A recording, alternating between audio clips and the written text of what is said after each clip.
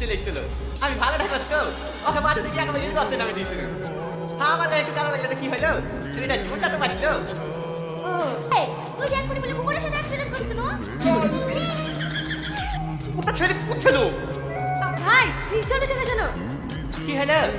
একটু তাড়াতাড়ি কাজ দিলাম। হ্যাঁ তোমার সাথে ঘুরতে যাবো। হ্যাঁ ঠিক আছে, তুমি 2 মিনিট দাঁড়াও। ইউ গয়া ইউ আয়া ভাই, তুমি আর না করো না। কোন দিকে রেডি হয়ে বসে আছে, চাবিটা দেও না। হ্যাঁ তো ভাঙা দিকে তো বাচ্চা মা থাকবে।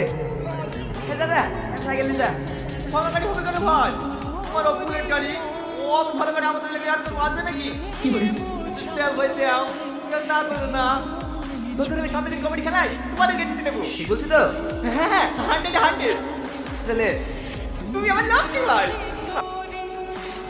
এই দাঁড়া দাঁড়া দাঁড়া আইসক্রিম খাবো। আইসক্রিম দেন, কি আইসক্রিম দেবো? আপনার কাছে সব থেকে ভালো আইসক্রিম যেটা আছে সেটা দেন।